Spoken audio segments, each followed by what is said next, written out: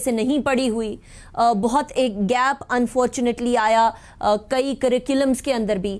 نواب صاحب آپ ہی کی زبانی، آپ سے بہتر کون ہوگا یہ ہسٹری بتانے والا، جوناگڑھ کی ہسٹری ذرا ہمیں بتائیے گا، بالخصوص ان ناظرین کے لیے جن کو یا تو ان کے کریکولم میں نہیں تھی یا وہ نہیں پڑھ پائے اس کو. کس طریقے سے جوناگڑھ جو ہے وہ پاکستان کا ایک انٹیگرل پارٹ ہے اور کیوں؟ جی دیکھیں، یہ انٹیگرل پارٹ تو اس حساب سے ہے کہ کیونکہ انسٹرومنٹ آف ایکسیشن سائن ہوا 1947 میں. اب وہ جتنی بھی ایکٹس تھیں جو برطانیہ سرکار نے اپنے اس میں اپنے پارلیمنٹ کے تھرو ایکٹس وہ ہوئی تھیں، ریٹیفائڈ ہوئی تھیں by the British parliament. The Indian independence act of 1930 اور the Indian independence act, the act of 1930 and the independence act of 1947. تو یہ جو بھی قدم اٹھایا تھا ہمارے دادا نے، یہ بہت لیگل تھا. تو اب مگر میں آپ کو تھوڑا سا پیچھے لے جانا چاہتا ہوں تاریخ کے اندر. اصل میں ہمارا جو خاندان تھا وہ ہم اس کو جو ہے ٹریس کرتے ہیں گے. میرے پاس شجرہ موجود ہے حضرت آدم علیہ السلام کے زمانے سے، مگر فتح مکہ پر بھی جو تھے ہمارے فیملی کے ممبرز وہاں موجود تھے، اور یہ رسول اللہ صلی اللہ علیہ وسلم کی دعائیں ہیں ہمارے خاندان کو. اس کے بعد یہ ہوا کہ جب شیر شاہ سوری نے ہندوستان کے تاجدار پہ قبضہ کر لیا تھا، تو اس وقت یہ ہوا کہ یہ ہمایوں چھوڑ کے نکل گئے ہندوستان، اور وہ گھومتے رہے ان سارے علاقوں میں.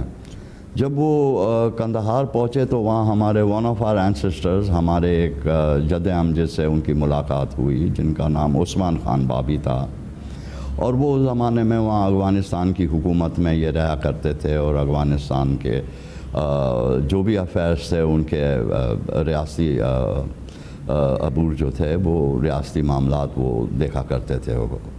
تو وہاں جب ان کی ملاقات ہوئی، ان کے یہ ہوتا تھا اس زمانے میں کہ ان کے اپنے لشکر ہوا کرتے تھے.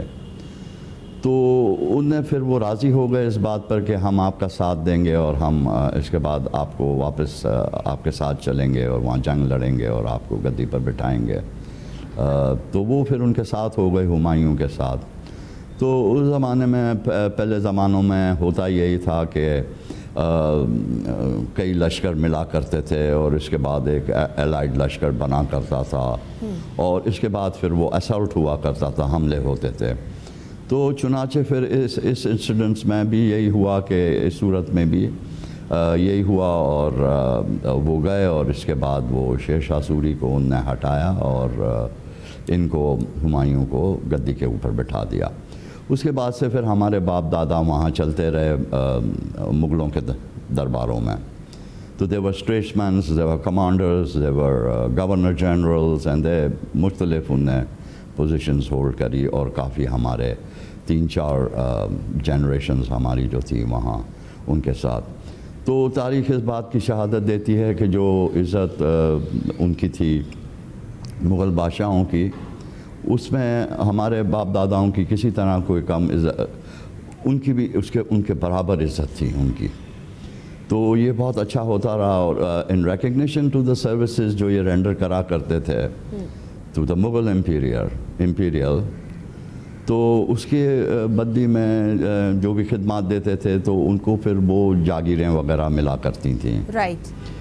تو یہ جاگیریں جو تھیں پھر اس کے بعد 1735 میں ہمارے ایک جد امجد تھے جن کا نام تھا بہادر Khan, who was the son of نواب شیر خان بابی.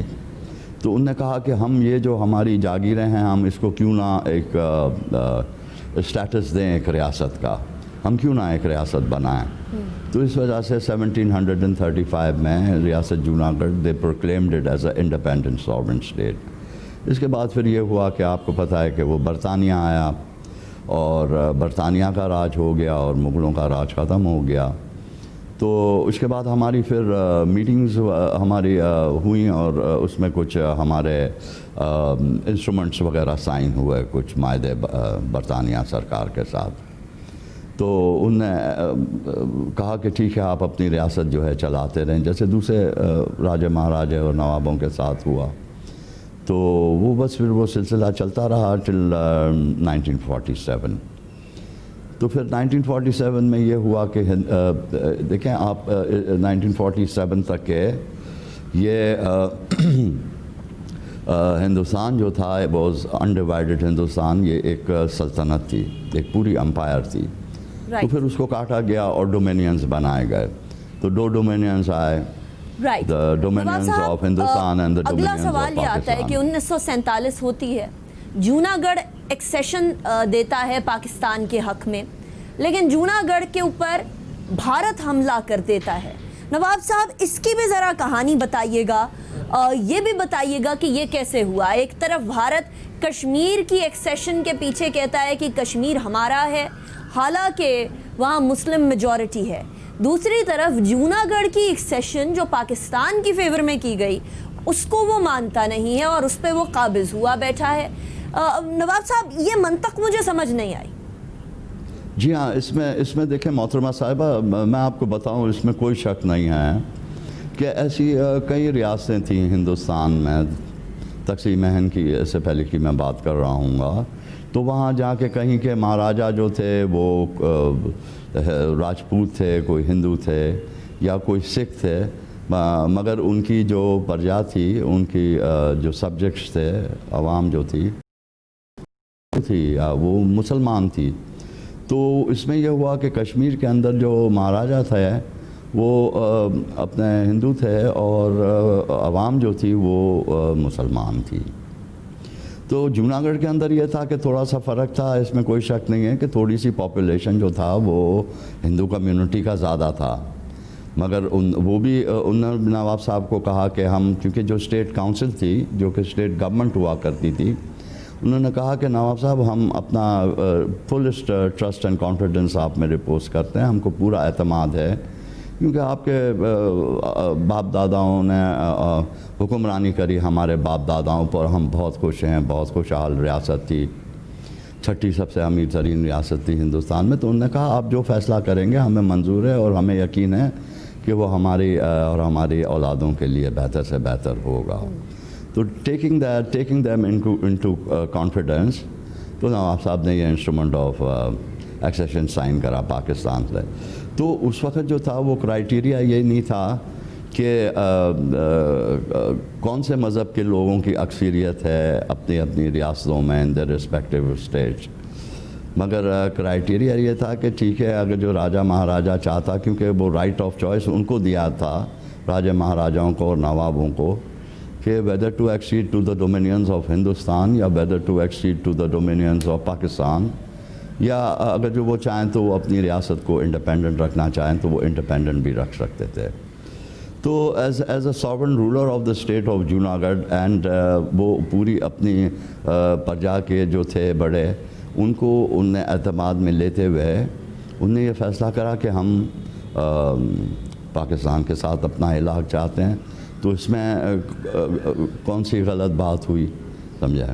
تو یہ تھا کہ بالکل دس از کوائٹ کانٹرری، کیونکہ اب جو ہندوستان کہہ رہا ہے گا وہ کہہ رہا ہے گا کہ کشمیر بھی ہمارا ہے اور جوناگڑھ بھی ہمارا ہے اور وہ سب کچھ کرنا چاہتا ہے اور سب لینا چاہتا ہے، اور اسی طرح کے حالات چل رہے ہیں، آپ دیکھ رہے ہیں اور پوری دنیا بھی دیکھ رہی ہے کہ بہت افسوسناک حالات چل رہے ہیں گے. Very sad for humanity.